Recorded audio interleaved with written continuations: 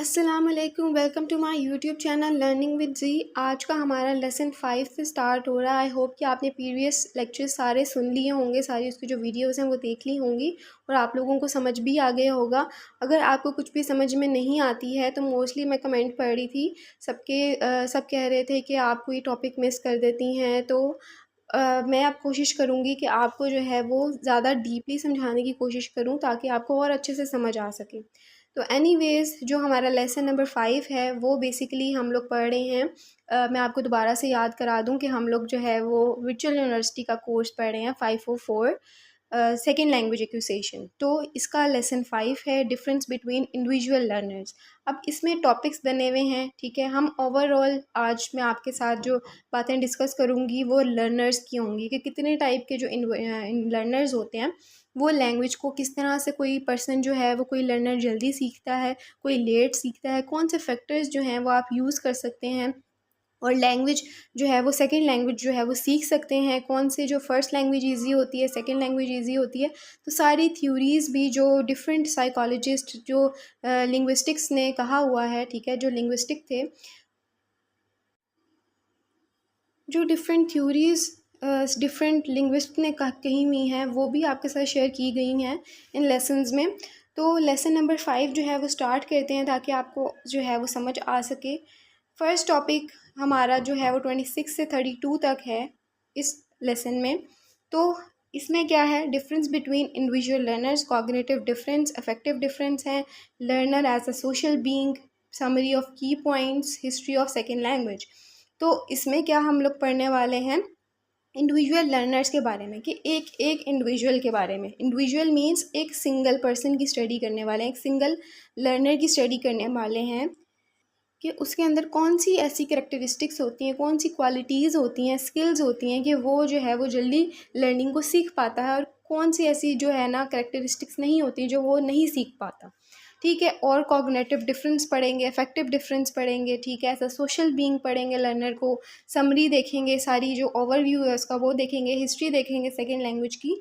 तो चलें स्टार्ट करते हैं। अगर आपने अभी तक मेरा चैनल सब्सक्राइब नहीं किया तो वीडियो आपने लाइक करनी है, चैनल को सब्सक्राइब करना है और कमेंट करना है अगर आपको कोई चीज़ समझ नहीं आती, और वीडियो को शेयर करना है अपने फ्रेंड्स के साथ, ठीक है।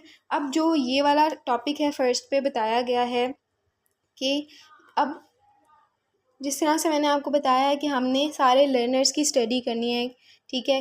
कौन से लर्नर जो हैं वो सेकंड लैंग्वेज को इजीली सीखते हैं और कौन से लर्नर्स जो हैं वो लेट सीखते हैं, उनके फैक्टर्स की स्टडी करनी है। अगर मैं आपको अपने अकॉर्डिंग बताऊँ, अपने जो है वो नॉलेज के अकॉर्डिंग बताऊँ, तो यहाँ पे कौन से आपको भी खुद भी पता होगा कि कौन से ऐसे लर्नर्स हैं जो जल्दी सीख सकते हैं या लेट सीख सकते हैं।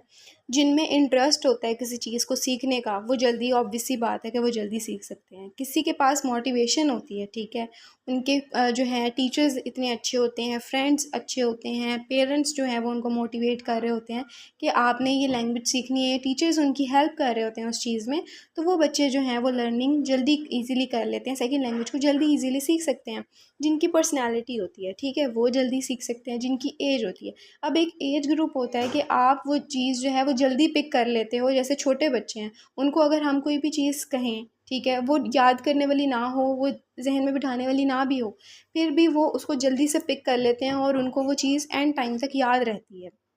तो इसमें आपकी एज मैटर कर सकती है, ठीक है। उसके बाद आप फोर्स, आपको अगर फोर्स किया जा रहा है उस चीज़ के लिए तो आप उसको जो है ना वो डेफिनेटली इजीली पिक कर लोगे और इजीली उसको लर्न कर सकोगे, ठीक है। तो बेसिकली इसमें आपको फैक्टर्स भी बताए हुए हैं कि आप कौन से फैक्टर्स को, अगर आप सेकेंड लैंग्वेज को सीखना चाह रहे हो, जैसे आज हम आजकल के हमारी सोसाइटी में क्या हो रहा है कि हर कोई जो है वो इंग्लिश सीखना चाह रहा है, ठीक है। पेरेंट्स उनको फोर्स कर रहे हैं, मोटिवेट कर रहे हैं, ठीक है, कि आप इंग्लिश सीखो, या आपके टीचर्स आपको मोटिवेट कर रहे हैं कि आपकी इंग्लिश जो है वो इंग्लिश लैंग्वेज बहुत ज़्यादा हेल्पफुल है आपकी आगे फ्यूचर के लिए। तो इसमें सारे वो जो ये जो करैक्टरिस्टिक्स हैं वो सारी आ जाती हैं। तो आपको जो है वो कौन से फैक्टर्स को फॉलो करोगे, अगर आप इन फैक्टर्स को फॉलो कर लोगे तो आप जो है वो अचीव कर सकते हो एक नई लैंग्वेज को।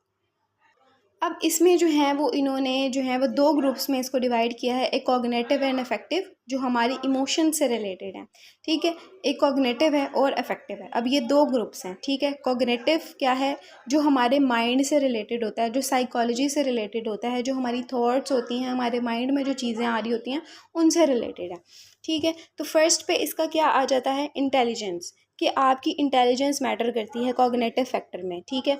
आप कितने इंटेलिजेंट हो, कुछ आपने देखा होगा कुछ बच्चे क्लास के ऐसे होते हैं जो बहुत ज़्यादा इंटेलिजेंट होते हैं, ठीक है। उनको हर चीज़ एक सेकंड में याद हो जाती है, ठीक है। हर चीज़ वो इजीली पिक कर लेते हैं, जल्दी से याद कर लेते हैं। तो आपकी इंटेलिजेंस बहुत ज़्यादा मैटर करती है, ठीक है। आपका लैंग्वेज एप्टीट्यूड, एप्टीट्यूड क्या है कि आपके अंदर कितनी एबिलिटी है, आपके अंदर कितनी स्किल्स हैं, ठीक है। अगर आपकी स्किल्स होंगी जल्दी से फ़ौरन से एक नई चीज़ को याद करने की, तो आप वो चीज़ कर सकोगे। आपके अंदर एबिलिटी होगी तो आप जो है वो उसको सीख सकोगे, एक नई चीज़ को, ठीक है। उसके बाद आती है आपकी लैंग्वेज लर्निंग स्ट्रैटेजीज़। अब आपके अंदर जो है वो स्ट्रैटेजीज़, अगर आपको पता है कि किस तरह से लर्न करना है एक चीज़ को, किस तरह से लैंग्वेज को लर्न करना है, कौन सी स्ट्रैटेजीज़ हैं जिनको हम यूज़ करेंगे तो हम कर सकेंगे। अब स्ट्रेटजीज़ में क्या आता है, आपका प्रैक्टिस करना, ठीक है। आप एक चीज़ को, लैंग्वेज को जब आप सीख रहे हो, उसकी आप बार बार प्रैक्टिस कर रहे हो, अपने फ्रेंड्स के साथ उसको बोल रहे हो, अपने पेरेंट्स के साथ उसको बोल रहे हो, टीचर्स के साथ बोल रहे हो, घर में एवं बैठे भी हो फ्री, तो आप उसको बार बार उसकी प्रैक्टिस कर रहे हो, ठीक है। थिंकिंग, आप नई चीज़ों को जो है ना उसके बारे में सोच रहे हो, एक नई वर्ड के बारे में सोच रहे हो, ठीक है।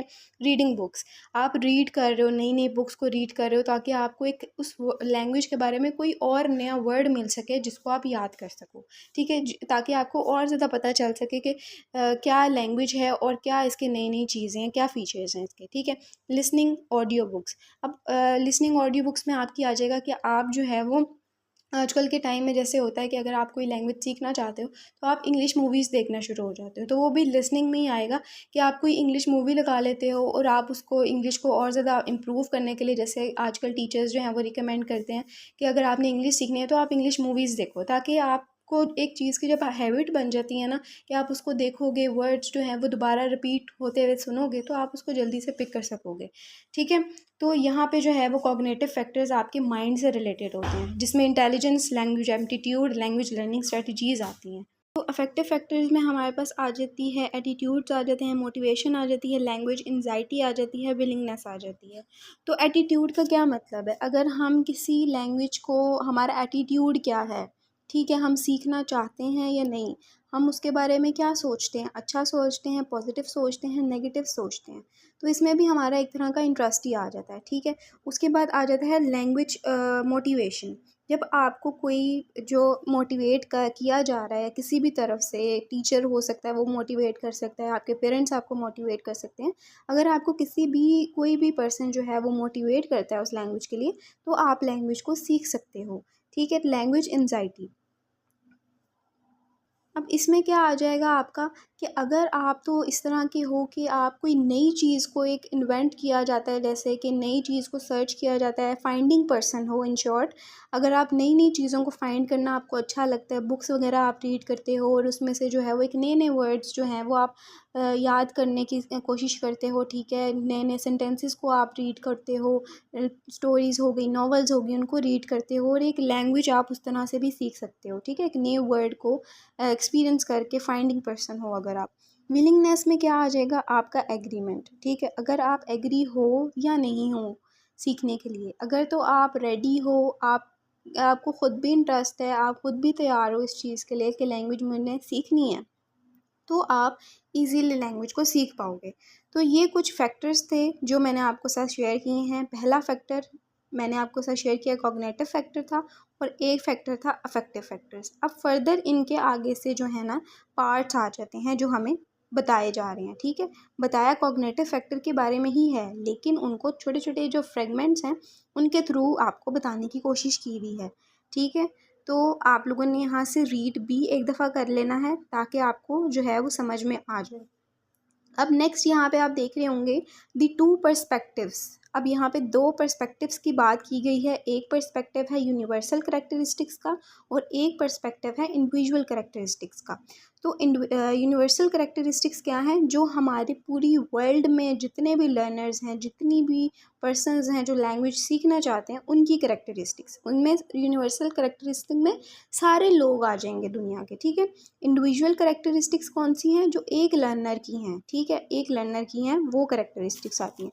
तो यूनिवर्सल करेक्टरिस्टिक्स कौन सी होती हैं, इम्परमेंट्स सबसे पहली, ठीक है, कि ज़्यादातर लोग जो हैं वो टाइम के साथ तो चीज़ें याद रख लेते हैं, ठीक है। जब जिस दिन जो है वो उनको, जैसे टीचर है वो लेसन एक समझाया उसने क्लास में आके, ठीक है, तो उस टाइम तो वो बच्चा जो है वो उसको याद कर लेगा, जल्दी से पिक कर लेगा, लेकिन घर जाके उसे भूल जाएगा, ठीक है। वो ज़्यादा देर के लिए उस चीज़ को, उस लेसन को, उस बात को जो है वो याद नहीं कर सकता अपने माइंड में, ठीक है, या फिर उसके अंदर ये एबिलिटी नहीं है, ठीक है। एक यूनिवर्सल कैरेक्टरिस्टिक्स में यह आ जाएगा कि ज़्यादातर लोग जो हैं वो इस टाइप के होते हैं, जो फॉरएवर के लिए, जो ज़्यादा टाइम लॉन्ग टर्म के लिए वो मेमोरी उनकी इतनी अच्छी नहीं होती कि वो याद कर सकें, ठीक है। उसके बाद है अनसेटिस्फैक्ट्री। अनसेटिस्फैक्ट्री में क्या है, जिसमें आप खुद सेटिस्फाई नहीं हो। अगर आप किसी लैंग्वेज को लेके सेटिस्फाई ही नहीं हो, आप चाहते ही नहीं हो वो सीखना, तो आप किस तरह से उसको याद करोगे, ठीक है।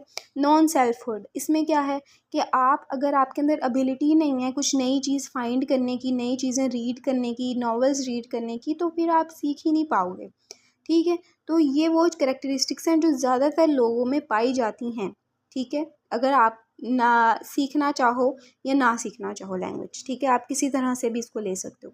इंडिविजुअल क्या है, एक पर्सन के बारे में बात हो रही है कि अगर एक पर्सन जो है वो सीखना चाहता है तो उसके अंदर कौन सी ऐसी एबिलिटीज़ होनी चाहिए और कौन सी ऐसी एबिलिटीज़ नहीं होनी चाहिए कि वो लैंग्वेज नहीं सीख पाता, ठीक है। क्या चीज़ें हैं जो उसको लैंग्वेज नहीं सीख पाता वो। तो फर्स्ट इसमें क्या है, एज। अब जैसे मैंने आपको पहले बताया था कि एज आपकी मैटर करती है। आप अगर छोटे बच्चे हो तो आप जल्दी से वो चीज़ को पिक कर लोगे, आप जल्दी से वो सीख जाओगे। जिस तरह से आपने देखा होगा कि जब बच्चा पैदा होता है तो वो अपने सराउंडिंग्स में देखता है और अपनी लैंग्वेज उसको आती तो नहीं है बोलनी, ठीक है, वो अपने पेरेंट्स को देखता है, अपने रिलेटिव्स को देखता है, अपने फ्रेंड्स को देख के लैंग्वेज को सीखता है, ठीक है। तो वो लैंग्वेज को सीखता है, उसके लिए जो है वो मुश्किल ही होती है, ठीक है। इसी तरह से ये भी है कि सेकंड लैंग्वेज में आपके लिए थोड़ा सा डिफ़िकल्ट होता है उस लैंग्वेज को सीखना, लेकिन आप अगर छोटे बच्चे हो, यानी कि अगर हम कोई छोटे बच्चे को सिखाना जो है वो जल्दी आता है, ठीक है, वो जल्दी पिक कर लेता है हर चीज़ को। तो इसीलिए जो है एज मैटर करती है। अगर आप छोटे हो, अगर आपके अंदर ये एबिलिटीज़ हैं जो मैंने आपको बताई हैं, तो आप लैंग्वेज को जल्दी से सीख सकोगे। तो इसमें इस चीज़ के बारे में बात हो रही है। आई होप कि यहाँ तक आपको सारी चीज़ें क्लियर हो गई होंगी, ठीक है। अब हम लोग डिस्कस कर लेते हैं learner as a social being. अब सोशल बीइंग का क्या मतलब कि आप सोसाइटी में रहते हो और आप किस तरह से जो है ना वो एक्ट करते हो लैंग्वेज को लेके, ठीक है। तो इसमें क्या आ जाएगा, आपका इंटरेस्ट, ठीक है। इंटरेस्ट जो है वो बहुत ज़्यादा ज़रूरी होता है किसी चीज़ को सीखने के लिए। अगर आपका इंटरेस्ट होगा तो ही आप वो काम करोगे या कोई चीज़ है जो आप सीख पाओगे, ठीक है। इंटरेस्ट के बगैर आप कुछ भी नहीं कर सकते। आइडेंटिटी, ठीक है, आइडेंटिटी का एलिमेंट आ जाता है इसमें, ठीक है। उसके बाद आता है रिलेशन विद लर्निंग का, कि आपका रिलेशन क्या है उस लर्निंग के साथ, आप उसको, वही अगेन कि आप इंटरेस्ट है आपका उस लर्निंग की तरफ, उस लैंग्वेज की तरफ या नहीं, ठीक है। तो रिलेशन आ जाता है आपका उस लैंग्वेज के साथ, ठीक है। जैसे अगर आजकल के टाइम में इंग्लिश की ही एग्जांपल मैं आपको रिपीट करूँगी बार बार, क्योंकि इंग्लिश इज़ ऐसी एक लैंग्वेज हो गई हुई है कि आजकल इम्पॉर्टेंट हो गई हुई है बहुत ज़्यादा हर किसी के लिए। तो इंग्लिश की एग्जांपल मैं आपके साथ शेयर करूँगी कि जिस तरह से आपका रिलेशन क्या है इंग्लिश लैंग्वेज के साथ, ठीक है। अगर आपका इंटरेस्ट है उसकी तरफ, इंग्लिश लैंग्वेज की तरफ, तो आप लैंग्वेज को जो है वो सीख पाओगे। अब देयरफॉर सोशल क्लास आती है, पावर, एथनिसिटी आती है, जेंडर आता है, significant in second language learner research. अब इसमें क्या होता है, सोशल क्लास क्या है कि जैसे जैसे जो अपर क्लास पीपल हैं, ठीक है, lower class and upper class people का जो यहाँ पे कॉन्सेप्ट है ना, वो यहाँ पे यूज़ किया गया है कि जो अपर क्लास के बच्चे हैं, ठीक है, अगर हम उनके एजुकेशन सिस्टम में जाते हैं, इनकी इंस्टीट्यूट में जाते हैं, तो वो जो है वो बड़े इंटेलिजेंट होते हैं और बड़े ज़रा मतलब कि जल्दी पिक कर लेते हैं चीज़ें। तो एक उनकी पावर भी मैटर करती है इस चीज़ में, ठीक है। आप कोई लैंग्वेज सीखना चाहते हो, आपकी पावर मैटर करती है। आप अगर इतनी ज़्यादा पावर नहीं है ना आपके अंदर, तो आप उस लैंग्वेज को नहीं सीख पाओगे, ठीक है। इसी तरह से अपर क्लास के जो लोग हैं वो लैंग्वेज को जल्दी से पिक कर लेते हैं, बजाय इसके कि अगर हम लोअर क्लास के इंस्टीट्यूशंस में जाएं तो वहाँ पे बच्चे जो हैं वो थोड़े से नील से, क्योंकि वो मेंटली जो है ना वो डिस्टर्ब होते हैं, फैमिली की वजह से उनके इश्यूज़ होते हैं, ठीक है। वो फैमिली जो है वो उनको मोटिवेट नहीं करती, उनको सपोर्ट नहीं करती किसी चीज़ में, तो वो अलग ही एक ट्रॉमा में चल रहे होते हैं।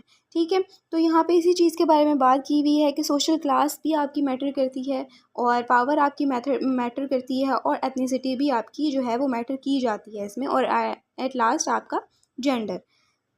तो इस पूरे जो पैराग्राफ है इसमें आपको बेसिकली यही बताया हुआ है कि कितने जो हैं इंडिविजुअल लर्नर्स होते हैं, और किस तरह से आप एक अच्छे लैंग्वेज को जल्दी से याद कर सकते हो। आप अपना इंटरेस्ट बनाओ उसकी तरफ, ठीक है। आपको अगर टीचर है, कोई फ्रेंड है, ठीक है, वो आपको मोटिवेट कर रहा है, that is a good thing, कि आप उस वजह से, मोटिवेशन की वजह से आप जो है वो जल्दी सीख पाओगे।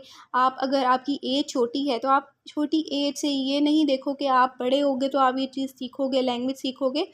लैंग्वेज की ना भी बात की जाए, अगर किसी और चीज़ की भी बात हो रही है, तो आप ये ना सोचो कि ये मेरी छोटी एज है, मैं इस एज में ये नहीं कर सकता।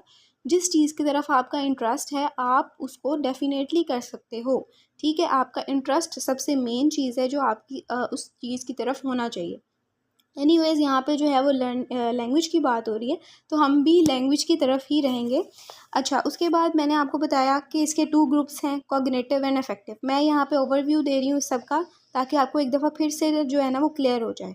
ठीक है, अब कॉग्निटिव और अफेक्टिव ग्रुप्स, 2 ग्रुप्स मैंने बताए। कॉग्निटिव वो जो आपके माइंड से रिलेटेड था, ठीक है। इंटेलिजेंस आती है, एप्टीट्यूड आता है, लैंग्वेज लर्निंग स्ट्रेटजीज़ आती हैं। कितने इंटेलिजेंट हो आप में, एबिलिटी है, स्किल्स हैं या नहीं लैंग्वेज सीखने की, ठीक है। आप लैंग्वेज लर्निंग स्ट्रेटजीज़ को फॉलो कर रहे हो या नहीं कर रहे हो, ठीक है। उसके बाद इफेक्टिव फैक्टर्स में क्या था, आपका एटीट्यूड था, पॉजिटिव है लैंग्वेज की तरफ या नेगेटिव है। मोटिवेशन थी, फैमिली आपकी सपोर्ट कर रही है, मोटिवेट कर रही है, तो इट इज़ गुड। ठीक है, लैंग्वेज एंजाइटी है, विलिंगनेस है, तो ये सारी चीज़ें मैंने आपके साथ डिस्कस की। उसके बाद मैंने आपको बताया कि 2 पर्सपेक्टिव बताए हुए हैं यहाँ पे, एक यूनिवर्सल करेक्टरिस्टिक्स का और इंडिविजुअल करेक्टरिस्टिक्स का। तो यहाँ पे यूनिवर्सल करेक्टरिस्टिक्स नहीं लिखी हुई एज अ लर्नर, वो मैंने आपके साथ खुद से शेयर की हैं, जो आपने गौर से आई होप के सुन लिया होगा। नहीं सुना तो आप वीडियो को जो है ना बैक करके गौर से उसको सुनो, ठीक है। जिसमें मैंने आपको पहला करेक्टरिस्टिक बताई इम्परमानेंस की, ठीक है। ज़्यादातर लोग ज़्यादा टाइम तक नहीं याद रख पाते। अनसेटिस्फैक्टरी, कि आप सेटिस्फाई ही नहीं हो। नॉन सेल्फहुड, कि आपके अंदर सेल्फहुड नहीं है, कोई भी चीज़ करने की एबिलिटी नहीं है, ठीक है। उसके बाद मैंने आपको बताया इंडिविजुअल करेक्टरिस्टिक्स का, जिसमें मैंने आपको एज का बताया, ठीक है। आप अगर एज है आपकी, आप सीख सकते हो तो दैट इज़ गुड। आपका इंटरेस्ट है, आप सीख सकते हो, ठीक है। उसके बाद मैंने आपको बताया है learner as a social being. आप सोशल बीइंग किस तरह से एक्ट करते हो, ठीक है। इसके एलिमेंट्स आपको बताए हैं जो यहाँ पे भी लिखे हुए हैं। फर्स्ट पे है आइडेंटिटी का आ जाता है, आपका इंटरेस्ट का आ जाता है, और लास्ट पे आपका रिलेशनशिप आ जाता है विद लैंग्वेज या फिर लर्निंग। कौन सी लैंग्वेज के साथ आपका कितना रिलेशन है, ठीक है। उसके बाद मैंने आपको बताया है लास्ट पे सोशल क्लास का, पावर का, एथनिसिटी का, जेंडर का, जो सेकेंड लैंग्वेज लर्नर के लिए इम्पॉर्टेंट है ये चीज़ें, ठीक है। वो ये लोग जो हैं वो ज़्यादा इजीली जो हैं वो पिक करते हैं चीज़ें, और अच्छे होते हैं लैंग्वेज, सेकेंड लैंग्वेज को सीखने में उनका इंटरेस्ट होता है। उसके बाद आते हैं history of second language research की तरफ। अब इसमें क्या है कि आपको हिस्ट्री बताई हुई है, ठीक है। पोस्ट वार पीरियड, पोस्ट वार पीरियड कौन सा होता है, जो आफ्टर वर्ल्ड वार 1 और आफ्टर वर्ल्ड वार 2 का जो टाइम पीरियड था, जब हर चीज़ जो है वो सेटल हो रही थी, हर चीज़ जो है वो रिकवर हो रही थी, उसको हम पोस्ट वार पीरियड कहते हैं, ठीक है। तो इस पीरियड में जो है वो उनको 3 फेजेस में डिवाइड किया हुआ है, 1950s, 1960s, 1970s and 1980s onwards. तो इन पीरियड्स में जो है वो इसको डिवाइड किया हुआ है कि 1950s में जो है वो सेकेंड लैंग्वेज जो है वो किस टाइप की थी, 1960s में किस तरह की थी लैंग्वेज, 70s में, 80s में। ये सारी जो है ना पीरियड्स में देखा जाए, दिखा रहे हैं वो आपको कि किस तरह से लैंग्वेज जो थी वो चेंज हो रही थी, किस तरह से जो है ना लैंग्वेज देखने को मिलती थी। अब आपको ये सबको पता होगा कि जब हम पुराने टाइम में देखें तो हमें फ्रेंच वर्ड्स मिलते थे, ठीक है। हमारे जो वर्ड्स थे अब की लैंग्वेज की तरह नहीं थे, ठीक है। आपको लैटिन के वर्ड्स मिलते थे, ग्रीक के वर्ड मिलते थे, ठीक है। हर जैसे जैसे टाइम जो है वो मॉडर्न की तरफ आता है, फिर जो है टाइम जो है वो दूसरे पीरियड की तरफ शिफ्ट करता है, तो हमें जो है वो बहुत सारी लैंग्वेज की चेंजमेंट मिलती है, जिसमें हमारे स्ट्रक्चर्स आते हैं, हमारे वर्ड्स के साउंड्स आते हैं, जिसको हम फिनोलॉजी कहते हैं, ठीक है। हमारी जो है वो फॉर्मेशन आती है, जिस तरह से हम वर्ड को लिखते हैं। तो ये सारी चीज़ें जो हैं वो साथ साथ जो है ना ओवर टाइम हमें चेंजमेंट इनमें देखने को मिलती है। ठीक है, तो यहाँ पे आप लोगों ने इसी चीज़ के बारे में बात करनी, क्योंकि यहाँ पे इतनी डिटेल से नहीं बताया हुआ कि आपको 1950s में कौन सी लैंग्वेज देखने को मिली, 1960s में। तो मैं भी इतना आपको डीप नहीं बता रही हूँ। ठीक है, आपने हर चीज़ में यही करना है कि अगर आपको हिस्ट्री ऑफ सेकेंड लैंग्वेज आती भी है तो आपने इन पीरियड्स का जो है वो आपने ज़िक्र करना है। ठीक है, उसके बाद आप लोगों ने ये बताना है कि इनमें हमें जो है वो चेंजमेंट मिलती है ओवर टाइम, हमारे स्ट्रक्चर्स चेंज होते हैं। आपने जो है ना वो सारी पुरानी चीज़ें जो आपको पता है ना कि लैटिन के वर्ड्स आए, फिर हमें जो है एक प्रॉपर ग्रामर दी गई, जिसकी वजह से हमने जो है ना वो एक डिक्शनरी दी गई, जिसकी वजह से हमें पता चला कि हमारे इंग्लिश वर्ड कौन से हैं, हमारे फ्रेंच वर्ड कौन से हैं। हमें एक जो है ना सही से कॉन्सेप्ट मिलना शुरू हुआ और फिर हमने अपनी मर्ज़ी से जो है ना उसमें से वर्ड्स निकाले और उसको अपना एक लैंग्वेज में सेट किया और एक लैंग्वेज बनाया। तो ये आपने यहाँ पे सारी जो है ना वो डिस्कशन कर लेनी है। अब आपको जो है वो यहाँ पे 3 पॉइंट्स नज़र आ रहे होंगे। This approach is summed up as follows. अब ये अप्रोच जो है ना वो सम्ड अप क्या कह रही है, the conviction about finite set of patterns और स्ट्रक्चर्स इन लैंग्वेज सिस्टम। अब कन्विक्शन कहा जाता है ट्रस्ट को। तो इस पूरे लाइन में ये कहा जा रहा है कि अगर जब आपको इंटरेस्ट हो गया था ना, ट्रस्ट हो गया था ना कि आपको ये लैंग्वेज या ये ग्रामर या सेंटेंसेस जो है वो अब चेंज नहीं होंगे ओवर टाइम। ठीक है, जिस तरह से हमें हर लैंग्वेज जो है वर्ड्स चेंजमेंट दिखाई दे रहे थे, अगर आप पुरानी फर्स्ट लैंग्वेज खोल के देखें ना तो वो टोटली डिफरेंट है, वो अब की लैंग्वेज नहीं है।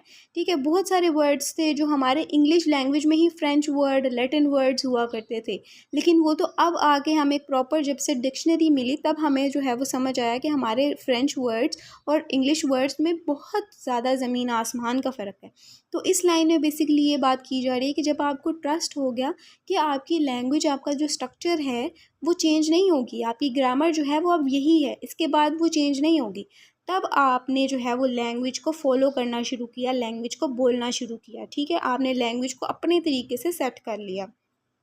They believe that reception and practice result in accuracy and fluency in foreign language habits. अब दूसरे में क्या बात हो रही है कि आप जब एक चीज़ की रेपिटिशन करते हो, प्रैक्टिस करते हो, तब आप लैंग्वेज में एक्यूरेट होते हो, फ्लुएंसी के साथ आप उस लैंग्वेज को बोलते हो। जब आपने उस चीज़ को हैबिट बना लिया होता है कि आप अगर किसी पर्सन को देखते हो, सुनते हो, ठीक है, कोई वर्ड वो बोल रहा है, जैसे डॉल बोल रहा है या फिर कोई ऐसा इंग्लिश का वर्ड बोल रहा है जो आपको बड़ा अच्छा लगता है, अट्रैक्टिव लगता है, आप उसको, आपने देखा होगा अक्सर लोग ना उसको हैबिट बना लेते हैं अपनी बोलने की। घर में बोल रहे होते हैं, फ्रेंड्स के साथ बोल रहे होते हैं, कुछ भी कर रहे हैं वो बोल रहे हैं। ठीक है, तो वो जब उस चीज़ की प्रैक्टिस करते हैं, उसको रिपीट करते हैं उस वर्ड को, तो वो उस सेंटेंस को उस वर्ड को किसी सेंटेंस में यूज़ करते हैं, फिर वो एक्यूरेट हो जाते हैं, उनकी जो फ्लुएंसी होती है उस लैंग्वेज को बोलने की वो बिल्कुल ठीक हो जाती है। थर्ड पे क्या है, methodology to teach the basic first before encouraging learners to communicate their on thoughts and ideas. तो मेथडोलॉजी आपको क्या टीच करती है, बेसिक के बारे में। ठीक है, जो बेसिक होती है इंग्लिश की या फिर कोई भी लैंग्वेज की, उसके बारे में आपको टीच करती है सबसे पहले, और फिर आपको इनकरेज करती है उस लर्नर को कि आप अपने जो थॉट्स हैं, जो आइडियाज़ हैं, उनकी बेस पे कम्युनिकेट करो। आपने देखा होगा कि जब आप जो है वो कोई इंग्लिश सीखने के लिए जाते हो, अगर किसी का एक्सपीरियंस हुआ है कि आप इंग्लिश की क्लासेस लेने गए हो स्पीकिंग स्किल्स की, तो आपने वहाँ पे देखा होगा कि आपको जो है वो टीचर कह रहा होता है कि आपने जो है वो अपने थॉट्स और अपने आइडियाज़ की बेस पे ना कम्युनिकेट करना है। ठीक है, आप जो डेली रूटीन में वर्ड्स यूज़ कर रहे होते हो, जो भी कर रहे होते हो, आपने उस चीज़ में जो है ना वो कम्युनिकेट करना है। तो ये एक अच्छी चीज़ होती है कि आपको लैंग्वेज को सिखाया जाए इस तरह से। उसके बाद है dominant learning theory is main stream psychology in this era was behaviourism. तो बिहेवियरिज्म का कॉन्सेप्ट जो है वो आपको इसमें देखने को मिलेगा। ठीक है, एनीवेज यहाँ पे लेसन नंबर 6 स्टार्ट हो रहा है। ठीक है, behaviourism and first language acquisition. तो यहाँ से बेसिकली आपकी थ्योरीज स्टार्ट हो रही हैं। ठीक है, लिंग्विस्टिक की थ्योरीज अगर आप लोगों ने पता नहीं पढ़ी हैं या नहीं पढ़ी, तो लिंग्विस्टिक्स की एक लैंग्वेज की जो है वो थ्योरीज़ हुआ करती थी। पहले टाइम पीरियड में जो है वो थ्योरीज़ की हेल्प से, थ्योरीज़ की बेस पे आपको लैंग्वेज सिखाई जाती थी। ठीक है, जैसे आपने देखा कि पहले वक्त में जब एडम एंड ईव का टाइम पीरियड चल रहा था, वहाँ पे कोई लैंग्वेज नहीं थी। ठीक है, किसी को आपस में कम्युनिकेट करना नहीं आता था, तो वो किस तरह से कम्युनिकेट करते थे, अल्लाह की तरफ से उनको जो है वो वर्ड्स दिए गए और वो सारा कॉन्सेप्ट, ठीक है। फिर आप जो है वो देखते हो कि लोग जो हैं वो काम कर रहे हैं अपने वहाँ पे काश्तकारी वगैरह जैसे करते थे लोग, तो वहाँ पे लोग काम कर रहे होते थे, उनके पास कोई लैंग्वेज नहीं होती थी कि वो आपस में एक दूसरे को अपनी बात समझा सकें। तो इस तरह से जो आहिस्ता आहिस्ता टाइम पीरियड है वो आपको नज़र आता है कि किस तरह से लैंग्वेज जो है वो इन्वेंट हुई थी बेसिकली। तो बिहेवियरिज्म का कॉन्सेप्ट यहाँ पे इस लेसन में हम पढ़ेंगे, बिहेवियरिज्म पढ़ेंगे। अब क्या बात हो रही है बिहेवियरिज्म, अब बिहेवियरिज्म होता क्या है, इसकी थ्योरी क्या है, इसका कॉन्सेप्ट क्या है, तो ये पहले डिस्कस कर लेते हैं। आई होप कि पिछला वाला लेसन मैंने आपको बहुत क्लियरली और बहुत डीपली करके समझाने की कोशिश की है। अगर आपको फिर भी कोई समझ नहीं आती है तो आप कमेंट सेक्शन में कमेंट कर सकते हैं, ठीक है। उसके बाद बिहेवियरिज्म पे आते हैं। बिहेवियरिज्म क्या है, आप एक चीज़ को अपना हैबिट बना लेते हो। जिस तरह से मैंने आपको पहले बताया है कि आप एक वर्ड किसी से सुनते हो, उसको आपने अपना हैबिट बना लिया है, डेली रूटीन में आप वही वर्ड यूज़ करते हो, बोलते हो, ठीक है। अपने पेरेंट्स के साथ, अपने फ्रेंड्स के साथ, किसी भी पर्सन से आप इंटरेक्ट करते हो, आप वही वर्ड बोलना शुरू हो जाते हो। तो इसमें भी यही है कि आप हैबिट्स की बेस पे अपनी लैंग्वेज को डेवलप करते हो। फॉर एग्जांपल आप इमिटेशन करते हो, ठीक है, रिपीटिशन करते हो, ठीक है। तो आप इसकी बेस पे जो है अपनी लैंग्वेज को डेवलप करते हो। अगर आप जो है वो इंग्लिश सीखना चाहते हो, ठीक है, आप गए हो किसी फ्रेंड के साथ, आप कम्युनिकेट कर रहे हो, या फिर आजकल जैसे ऑनलाइन सिस्टम है सारा, तो आप किसी फ्रेंड से अपना जो है ना वो फेसबुक या इंस्टाग्राम पे आप किसी बाहर की फॉरेन कंट्री के पर्सन से बात कर रहे हो वहाँ पे फेसबुक पे या इंस्टाग्राम पे, तो आप उससे कम्युनिकेट कर रहे हो, ठीक है, इंग्लिश में। अब आपने एक वर्ड उसका पकड़ लिया है, ठीक है, क्योंकि आपका इंटरेस्ट है इंग्लिश की तरफ, ठीक है, फॉरेन पीपल्स की तरफ। आपने उसका एक वर्ड पकड़ लिया और इसको हैबिट बना लिया है कि इसको मैंने जो है ना अपनी डेली रूटीन में यूज़ करना है। आप उसको रिपीट करोगे, उसकी इमिटेशन करोगे, उसको रिपीट करोगे, रेपिटेशन करोगे, ठीक है। फिर एक टाइम में आप उस वर्ड को जो आपने सीखा था, उसको रिपीट किया था, उसको जो है आपने इमिटेशन की थी, तो आप उसको अपने सेंटेंस में बोलना शुरू हो गए, ठीक है। एक सेंटेंस आपको बनाना आ जाएगा, आप उसको सेंटेंस में बोलना शुरू हो जाएगा, उसको ऐड करना शुरू। बेशक आप जो है वो पूरा सेंटेंस उर्दू में बोलो, लेकिन वो एक वर्ड आप जो है वो इंग्लिश में बोलोगे। जैसे अक्सर लोग कर रहे होते हैं, सारी उर्दू में बात कर रहे हैं, लेकिन कुछ एक दो सेंटेंसेस वर्ड्स ऐसे होते हैं जो वो इंग्लिश में बोल रहे होते हैं, ठीक है। तो इसी चीज़ की यहाँ पे बात हो रही है। बिहेवियरिज्म में आप हैबिट्स बना लेते हो, ठीक है, हैबिट बना लेते हो एक वर्ड को, और फिर उसको अपनी लैंग्वेज में डेवलप करते हो। फॉर एग्जांपल इमिटेशन आएगा और रेपिटेशन आएगा। अब इसमें ये भी आ सकता है कि बिहेवियरिज्म है तो बिहेवियर्स भी इसमें मैटर करते हैं ह्यूमंस के, ठीक है। आप किसी ह्यूमन का बिहेवियर देखते हो, उसको देख के, उसकी हैबिट्स को देख के फिर आप एक लैंग्वेज को सीखते हो, ठीक है। उसका बिहेवियर किस तरह का है, आप उसके थ्रू लैंग्वेज को सीखते हो। तो इसमें बिहेवियरिज्म का भी बिहेवियर ह्यूमन के, इसका कंसेप्ट भी आता है। Behaviorists view language learning like any other kind of learning as a formation of habits। ये बात मैंने आपको क्लियर कर दी हैबिट्स वाली, ठीक है। That is creation of stimulus response pairing which becomes stronger with reinforcement. अब ये जो लाइन है इसका क्या मतलब है कि एक जो B.F. स्किनर है उसने ये थ्योरी जो है वो इन्वेंट की, उसके बारे में हमें बताया बिहेवियरिज्म के बारे में, ठीक है। उसने हैबिट्स के बारे में बताया, स्टिमुलस रिस्पॉन्स के बारे में बताया। अब स्टिमुलस रिस्पॉन्स क्या है, अब इसमें क्या होता है स्टिमुलस रिस्पॉन्स में, कि आपने देखा होगा कि छोटे बच्चे को जिस तरह से पेरेंट्स एक वर्ड बोल रहे होते हैं, जैसे फॉर एग्जांपल उन्होंने फूड बोल दिया वर्ड, ठीक है, कोई भी वर्ड आप इसमें एग्जांपल ले सकते हो समझने के लिए। तो आपके पेरेंट्स ने आपको एक वर्ड बोला है फूड, ठीक है, उस वर्ड के रिस्पॉन्स में आप वही वर्ड रिपीट करते हो, ठीक है। तो इस तरह से आप लैंग्वेज को सीख सकते हो। आप रिपीट करोगे, इमिटेशन, वही बात कि आप रिपीट कर रहे हो, इमिटेशन कर रहे हो, एक ही वर्ड को बोल रहे हो, हैबिट बना रहे हो अपनी।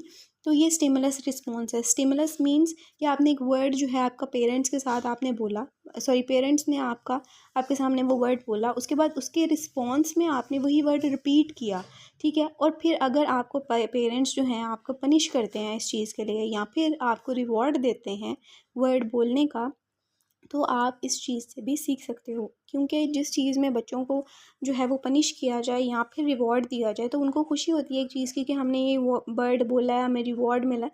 तो उनको एक चीज़ की याद भी रहती है, और एक वर्ड जो उन्होंने सीखा है या बोला है, तो उस तरह से भी उनको जब अप्रिशिएट किया जाता है ना, तो वो जल्दी सीख सकते हैं उस चीज़ को।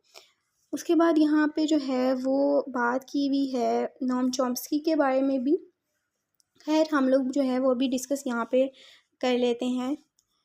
If Second language structures are similar to the learner's first language, then learning will easily take place, but in case they are different, learning will be different. अब यहाँ पे क्या बात हुई हुई है कि जो फर्स्ट लैंग्वेज सीख रहा होता है बच्चा, ठीक है, वो अभी दुनिया में आया है और वो उसने फर्स्ट लैंग्वेज सीखी अपने पेरेंट्स को देख के, ठीक है, तो उसके लिए वो ईजी होगी, ठीक है, क्योंकि उसकी एज ही ऐसी है, उसने पिक करना है। हर किसी ने अल्लाह ने जो है वो हर बच्चे को एबिलिटी दी होती है कि उसने इस तरह से जो है ना वो पिक करना है जल्दी से। अब जब हमने सेकेंड लैंग्वेज को सीखना होता है, एक तो हमारी एज आ जाती है उसमें, ठीक है, हम जब बड़े होते हैं तो हम जो है वो हमारे लिए डिफ़िकल्ट हो जाता है इसको सीखना, क्योंकि हमारा इंटरेस्ट नहीं होता, क्योंकि हमारा जो है ना वो मोटिवेशन नहीं होती, हम सेटिस्फाई नहीं होते, ठीक है। तो यहाँ पे जो है वो आप ये चीज़ें भी लिख सकते हो कि सेकेंड लैंग्वेज को सीखना जो है वो डिफ़िकल्ट है, लेकिन फ़र्स्ट लैंग्वेज जो है वो हमें ईज़िली अंडरस्टैंड या फिर लर्न हो जाती है। अब यहाँ पे आपको from teachers point of view, teacher के पॉइंट ऑफ व्यू से बताया हुआ है कि किस तरह से आप लैंग्वेज जो है ना वो सीख सकते हो। Learning takes place by imitating and repeating, practice makes perfect. अब इसमें क्या है कि आप जब इमिटेट करोगे, रिपीट करोगे एक वर्ड को, तो आप जब इन शॉर्ट की आप प्रैक्टिस कर रहे हो एक चीज़ की, तो आप जो है वो जल्दी से लर्न कर सकोगे। Teachers needed to focus their teaching on structures which were believed to be difficult, which would be the areas of differences। अब इसमें क्या है कि टीचर्स को पहले ख़ुद ज़रूरत है कि वो अपना टीचिंग स्ट्रक्चर बेहतर करें। अब इसमें क्या है, कुछ टीचर्स आपने देखा होगा कि वो आपको मोटिवेट नहीं करते, वो आपको सही से गाइड नहीं करते, ठीक है। तो इसमें जो है वो टीचर का अपना स्ट्रक्चर भी मैटर करता है। अगर उनका स्ट्रक्चर अच्छा होगा, वो इतना फ्रेंडली हो के वो इतने जो है ना मोटिवेट करेंगे अपने स्टूडेंट्स को कि ये लैंग्वेज आपने सीखनी है, तो वो डेफ़िनेटली उसको पिक करेंगे और जल्दी सीखेंगे भी। अब यहाँ पे कंट्रास्टिव एनालिसिस के बारे में बताया हुआ है कि जो linguistics a shift from structural linguistic to generative linguistics. अब बेसिकली ये भी थ्योरीज ही हैं, स्ट्रक्चरल लिंग्विस्टिक्स और जनरेटिव लिंग्विस्टिक्स, ठीक है, इनिशिएटेड बाय नॉम चॉम्स्की। अब नॉम चॉम्स्की ने इसे जो है वो इनिशिएट किया है, ठीक है। तो स्ट्रक्चरल जो है वो लिंग्विस्टिक क्या होती है, जिसमें दो ऑपोजिट चीज़ें बताई जा रही हूँ हमें, ठीक है। जनरेटिव क्या होती है, जिसमें आप खुद जनरेट कर रहे हो एक चीज़ को अकॉर्डिंग टू नॉम चॉम्स्की। अब बेसिकली नॉम चॉम्स्की की थ्योरी क्या कहती है हमें कि हम हर किसी जो पर्सन है उसके अंदर जो है ना वो इनेटली पैदाइशी, यानी कि वो जब पैदा होता है तो उसके अंदर ये एबिलिटी होती है कि वो लैंग्वेज सीख के आया होता है, ठीक है। अब ये बात जो है वो नॉम चॉम्स्की कहता है, ठीक है। अकॉर्डिंग टू नॉम चॉम्स्की हर बच्चा जो है वो इनेटली पैदाइशी तौर पे लैंग्वेज को सीख कर आया होता है, उसको सिखाने की ज़रूरत नहीं होती, उसके माइंड में ऑलरेडी लैंग्वेज होती है, ठीक है। जहाँ पे भी वो पैदा हुआ है, जो भी लैंग्वेज वहाँ पे उसके घर में बोलते हैं, वो उस लैंग्वेज को पहले से ऑलरेडी सीख के आया है पैदाइशी तौर पे, ठीक है। तो ये नॉम चॉम्स्की कहते हैं। अब इन्होंने जो है वो कंट्रास्टिव एनालिसिस के बारे में हमें बताया, जो स्ट्रक्चरल लिंग्विस्टिक्स का बता रहे हैं और जनरेटिव लिंग्विस्टिक्स का बता रहे हैं, ठीक है। तो यहाँ पे इस पैराग्राफ में इसी चीज़ के ऊपर बात की हुई है। अब फिर वो क्या कहते हैं, it shows that children all over the world go through similar stages, use similar constructions and make similar kind of error. तो बेसिकली इसमें क्या बताया जा रहा है कि जो चिल्ड्रन हैं पूरे वर्ल्ड के, वो सिमिलर स्टेजेस से, सेम स्टेजेस से उनको गुजरना पड़ता है, ठीक है। वो सेम जो एरर करते हैं, जो भी उनके साथ जो मिस्टेक्स होती हैं लैंग्वेज को सीखने में, उनको बोलने में, वो सेम तरह से ही एक्ट करते हैं, सेम तरह से ही वो एरर को शो करते हैं अपने, ठीक है, सेम स्टेजेस से ही गुजरते हैं। अब आते हैं लेसन नंबर 7 की तरफ। आई होप कि जो पिछले 2 लेसन हैं वो आपको क्लियर हो गए होंगे, मैंने आपको अच्छे से समझा दिया होगा। अब लेसन 7 जो है वो second language learning and Krashen's monitor model के बारे में है। तो फर्स्ट लैंग्वेज एक्विजिशन पढ़ेंगे, प्रिंसिपल्स पढ़ेंगे, एरर्स देखेंगे, ठीक है, where do errors come from, Krashen's model monitor model, ठीक है। इसको जो है इसके जो मॉडल्स हैं, डिफरेंट हाइपोथेसिस हैं, ठीक है, वो आपके साथ यहाँ पे बेसिकली शेयर किए हुए हैं। तो एनीवे स्टार्ट करते हैं, ठीक है। फर्स्ट पे यहाँ पे करेक्टरिस्टिक्स बताई हुई हैं। Children go through stages. अब चिल्ड्रन सारे दुनिया भर के जितने भी चिल्ड्रंस हैं वो सेम स्टेजेस से ही गुजरना उनको पड़ता है लैंग्वेज को सीखने के लिए, ठीक है। सेकेंड करेक्टरिस्टिक्स क्या है, these stages are very similar across children for a given language although individual progress rate varies. तो इसमें भी यही चीज़ की बात हो रही है कि सिमिलर जो स्टेजेस हैं उनके लिए जो है ना सिमिलर स्टेजेस से ही उनको गुजरना पड़ता है लैंग्वेज को सीखने के लिए। These stages are similar across language, ठीक है, वही बात। Children language is rule governed and systematic. अब रूल गवर्नड क्या है कि कुछ बच्चे जो हैं वो इस तरह के होते हैं, इस तरह के डेयरिंग होते हैं कि वो उनके अंदर क्रिएटिविटी होती है, ठीक है, वो एक वर्ड को बोलते हैं, ठीक है, उनको फिर ख़ुद से दूसरा वर्ड जो है ना वो क्रिएट करने की कोशिश करते हैं या सीखने की कोशिश करते हैं। तो यहाँ पे इस चीज़ के ऊपर बात की हुई है। अब यहाँ पे आप इस तरह से इसको क्लेरिफाई कर सकते हो कि जैसे छोटा बच्चा है तो वो वन वर्ड स्टेज में पहले आता है, ठीक है, जहाँ पे वो एक वर्ड को बोलना सीखता है। उसके बाद वो टू वर्ड स्टेज पे आता है जब वो दो लफ्ज़ सीखता है। फिर मल्टीपल वर्ड्स स्टेज की तरफ आता है जब वो डिफरेंट वर्ड्स को बोलना सीख जाता है। तो आप इसकी एग्जांपल यहाँ पे ये भी यूज़ कर सकते हो। उसके बाद children are resistant to correction. अब रेसिस्टेंट टू करेक्शन क्या है कि बच्चे जो हैं वो अपनी गलती एक्सेप्ट नहीं करते और उसको एक्सेप्ट भी नहीं करते और उसको करेक्ट करने की भी कोशिश नहीं करते हैं, ठीक है, उनको ऐसा लगता है कि वो बिल्कुल ठीक है।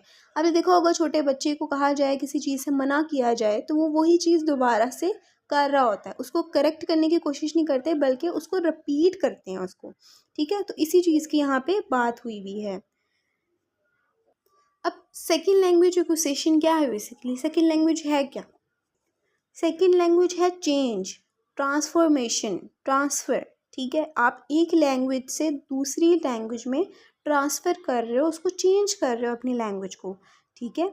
उसको हम सेकेंड लैंग्वेज कहते हैं, जिसको हम अडॉप्ट करते हैं, जिसको हम लर्न करते हैं। वैसे आज की सोसाइटी में इंग्लिश को किया जा रहा है, ठीक है। हमारी वोकेबलरी चेंज होती है, हमारी फिनोलॉजी चेंज होती है, हमारे ग्रामेटिकल चेंज होती है, ग्रामर चेंज होती है, स्ट्रक्चर चेंज होता है, राइटिंग सिस्टम चेंज हो जाता है, जिस तरह से हम उर्दू बोलते हैं, ठीक है।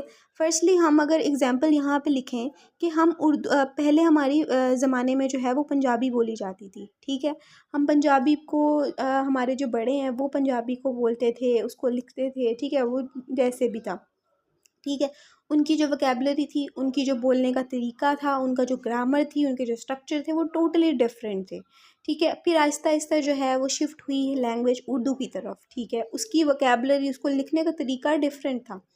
अब फिर हमारी लैंग्वेज जो है वो चेंज होती है इंग्लिश की तरफ, और हमारी जो बोलने का तरीका है एक वर्ड को, उर्दू में उसको कुछ और तरह से बोला जाता है, इंग्लिश में उसको कुछ और तरह से बोला जाता है, पंजाबी में उसको उसी वर्ड को डिफरेंटली बोला जाता है, ठीक है। तो यहाँ पे जो है वो इसी चीज़ के ऊपर बात की हुई है कि आपको लैंग्वेज जब आप सीखते हो तो आपको चेंज मिलता है। वो चेंज आपकी वोकेबलरी में आता है, आपकी फिनोलॉजी में आता है, आपकी ग्रामर में आता है, आपके स्ट्रक्चर में आता है, आपकी राइटिंग सिस्टम में आता है। इन सारी चीज़ों में आप चेंज देखते हो, ठीक है। उसके बाद यहाँ पे एक टर्म यूज़ हुई हुई है, इंटर लैंग्वेज।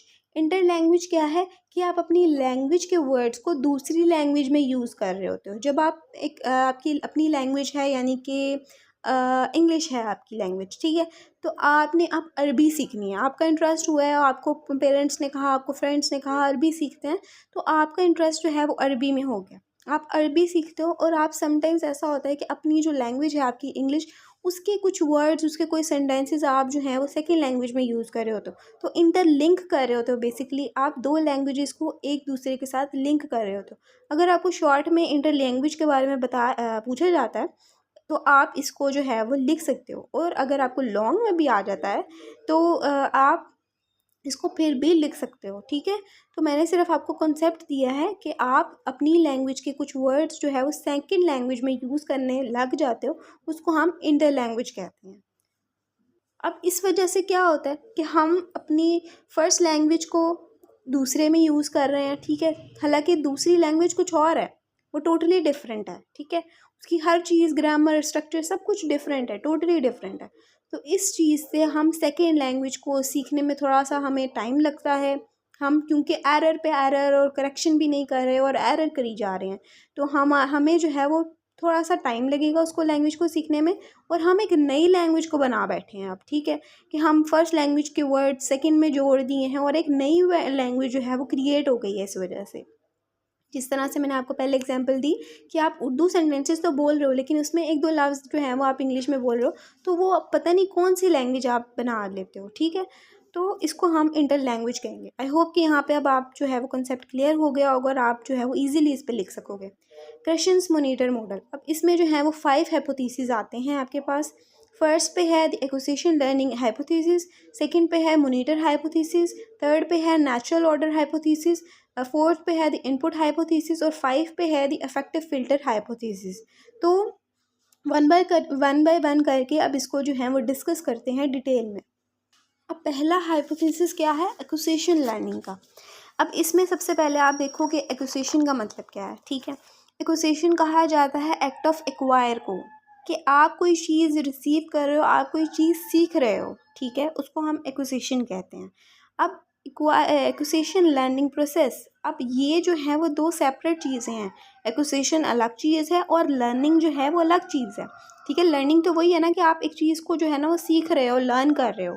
ठीक है, और क्रेशन क्या कहता है, अब अकॉर्डिंग टू क्रेशन वो कहता है कि एक्यूसेशन इज सबकॉन्शियस प्रोसेस।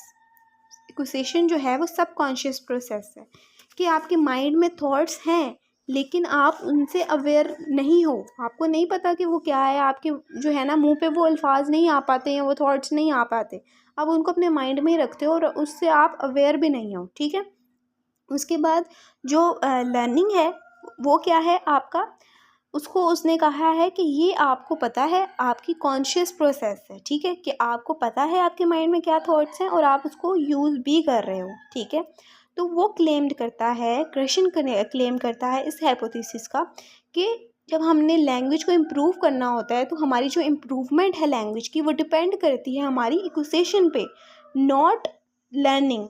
ठीक है, और कभी भी वो लर्निंग पे डिपेंड नहीं करती, हमारी एक्विजिशन पे डिपेंड करती है।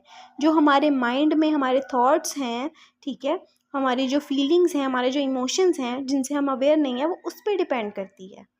उसके बाद सेकंड पे आता है मोनीटर हाइपोथेसिस। आई थिंक कि ये नेक्स्ट लेसन में आपको यहाँ पे कवर किया हुआ है, लेसन 8 है SLA हाइपोथेसिस। ठीक है, अब SLA मैंने शॉर्ट फॉर्म बोला है, सेकंड लैंग्वेज एक्विजिशन हम लोग पढ़ रहे हैं, उसके हाइपोथेसिस पढ़ रहे हैं। अब मोनीटर हाइपोथेसिस यहाँ पे आ जाता है। ठीक है, नेचुरल ऑर्डर आ जाता है, इनपुट आ जाती है, इफेक्टिव फिल्टर हाइपोथेसिस, वही बात कि ये वहाँ पे इन्होंने डिटेल में बताया हुआ है इस लेसन में। अच्छा, अब मोनीटर हाइपोथेसिस क्या है। ठीक है, पहली आई होप हाइपोथेसिस आपको समझ में आ गई होगी। ठीक है, अब मोनीटर क्या है कि हर किसी के पास एक मोनीटर होता है। ठीक है, वो गुड भी एक्ट करवाता है हमसे, बैडली भी हमसे कंडीशंस हमें बताता है। ठीक है, वो मोनीटर, ठीक है, हर किसी के पास मोनीटर है जो हमें गुड और बैड कंडीशंस के बारे में गाइड करता है। अब उसको में बैड और गुड कंडीशंस क्या होंगी, क्या होंगी, टाइम की कंडीशन, कि हमें हर टाइम जो है ना, ये आप करेक्टरिस्टिक्स यहाँ पे लिखा नहीं है लेकिन आपने और से ये सुनना है जो मैं आपको बता रही हूँ। ठीक है, अब टाइम का सबसे पहले करेक्टरिस्टिक्स आती हैं। ठीक है, मोनीटर हाइपोथेसिस में टाइम क्या है कि हर टाइम हमें जो है ना वो गुड और बैड कंडीशंस के बारे में गाइड किया जा रहा है, हमें बताया जा रहा है।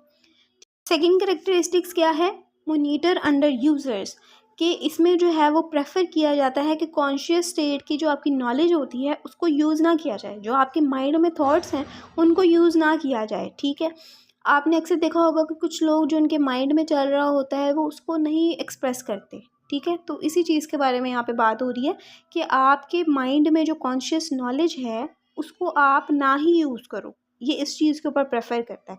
लास्ट करेक्टरिस्टिक्स है last optimal monitor user. Optimal monitor user क्या है, जो मोनीटर को सही तरह यूज़ करते हैं। ठीक है, जो लोग मोनीटर को सही तरह से यूज़ कर रहे हैं, उसको गुड तरीके से भी यूज़ कर रहे हैं, उसको बैड तरीके से भी यूज़ कर रहे हैं, उसको सही तरीके से उनको पता है कि किस तरह से मोनीटर को यूज़ करना है। लेकिन अब जो क्वेश्चन है वो क्या कहता है कि role of monitor is should be minor, कि वो माइनर होना चाहिए। ठीक है, वो जो है उसको इतनी इम्पोर्टेंस नहीं देनी चाहिए, ये कहता है क्वेश्चन, अकॉर्डिंग टू क्वेश्चन। ठीक है, तो थर्ड पे आता है नेचुरल ऑर्डर हाइपोथेसिस।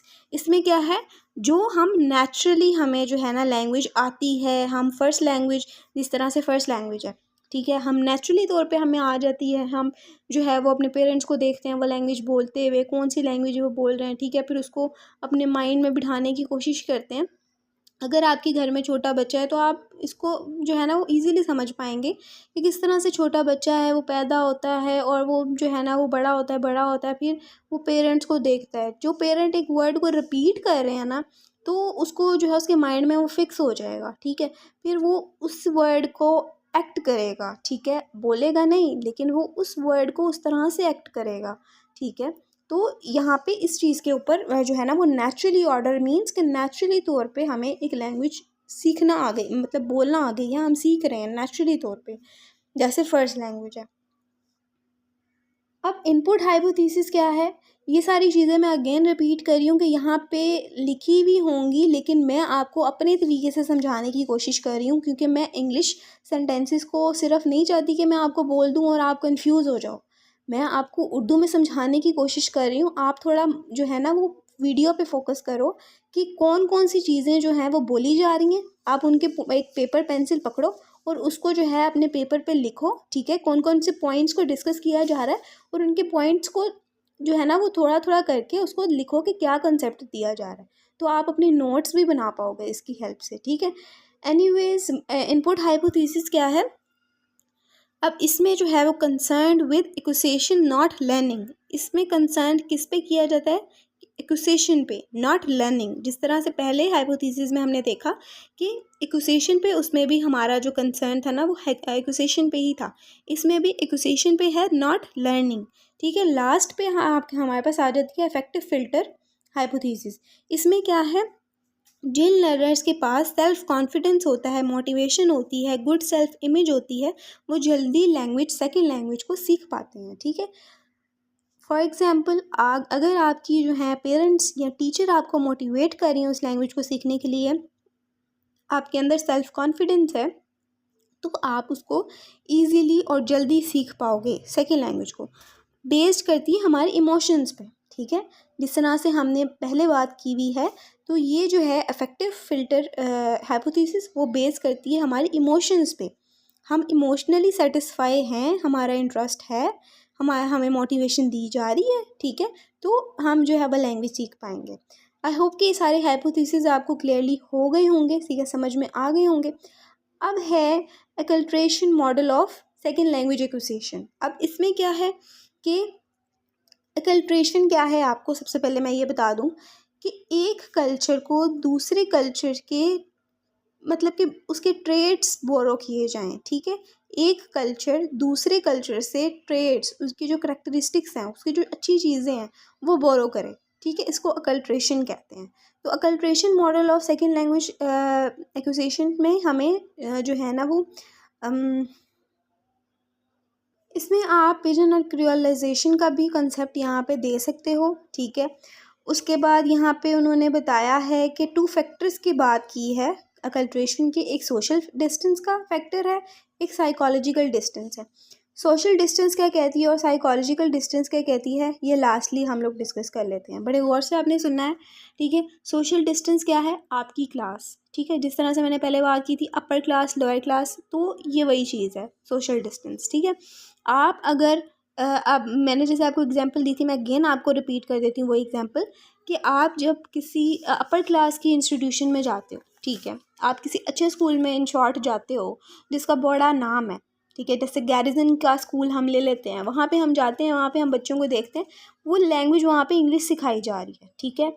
उनको पेपर में उनकी जो है ना डेली बेसिस पे, डेली रूटीन में, क्लास में इंग्लिश ही बोली जा रही है और उनको इस चीज़ की वजह से पनिश किया जा रहा है कि अगर तुम ये लैंग्वेज नहीं बोलोगे तो तुम्हें पनिश किया जाएगा और रिवॉर्ड दिया जा रहा है, ठीक है। जब बच्चों को पनिशमेंट और रिवॉर्ड दिया जाने लगे तो वो लैंग्वेज जल्दी से सीख लेते।